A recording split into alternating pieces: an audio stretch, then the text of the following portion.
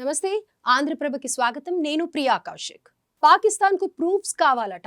పహల్గాం ఉగ్రవాద దాడిలో తమ ప్రమేయం ఎంత ఉందనడానికి ఇప్పటికీ ఒక్క ఆధారం చూపించలేకపోయిందని, భారత్ వన్నీ అబద్ధాలేనని తాజాగా ప్రకటించింది. పాక్ సమాచార శాఖ మంత్రి అతావుల్లా తరార్ ఈ వ్యాఖ్యలు చేశారు. ఎలాంటి సాక్ష్యాలు లేకుండా, దర్యాప్తు లేకుండా ఒట్టి ఆరోపణలు మాత్రమే చేసిందని అన్నారు. మరి నిజంగానే ఈ దాడికి సంబంధించి ప్రూఫ్స్ ఏమీ లేవా? పాకిస్తాన్ చెబుతున్న దాంట్లో నిజమెంత అనే విషయాలను ఇప్పుడు తెలుసుకుందాం.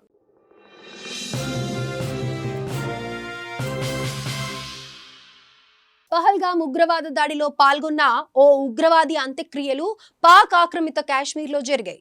దాడిలో పాల్గొన్న వారంతా కాశ్మీర్ దట్టమైన అడవుల్లో దాక్కున్నారు.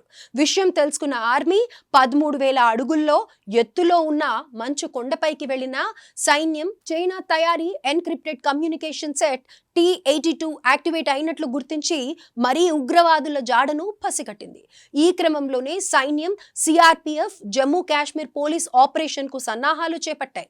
ఆపరేషన్ మహదేవ్ పేరిట కాల్పులు జరపగా ఇందుకు సంబంధించిన ఫోటోలు, వీడియోలను సైతం సైన్యం విడుదల చేసింది. ముఖ్యంగా పహల్గాం ఉగ్రవాద దాడిలో పాల్గొన్న నిందితులు వీళ్లే అని స్పష్టం చేసింది. అందులో 3 ఉగ్రవాదులు హతమయ్యారు.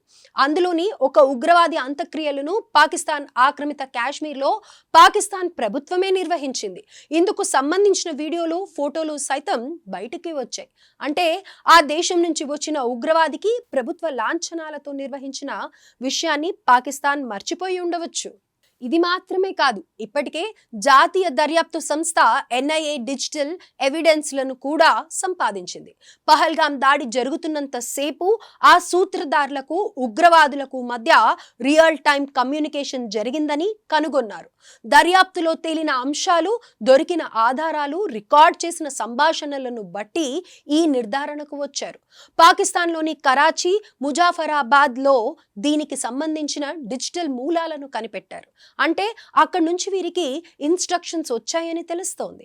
వారంతా పాకిస్తానీయులని, అందరూ ఉర్దూ మాట్లాడారని పోలీసులు ధృవీకరించారు. దాడిలో పాల్గొన్న వారిలో ఆదిల్ హుసేన్, ఆసిఫ్ షేక్లను అనంతనాగ్లో కొద్ది రోజులుగా నివాసం ఉన్నారని, వారిని స్థానికులు సైతం గుర్తుపట్టారని దర్యాప్తు సంస్థలు గుర్తించాయి. 2018లో పాకిస్తాన్కు వెళ్లిన గతేడాది అనంతనాగ్కు తిరిగి వచ్చాడని ఇంటెలిజెన్స్ గుర్తించింది. ఇక పాకిస్తాన్ ఏమైనా శుద్ధపూసనా?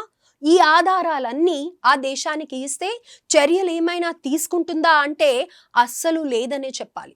ఒక్కసారి 26/11 ముంబై ఉగ్రవాద దాడుల విషయాన్ని పరిశీలిస్తే అప్పటి మన్మోహన్ సింగ్ గవర్నమెంట్ ఈ దాడి పట్ల చాలా సున్నితంగా వ్యవహరించారని చెప్పాలి.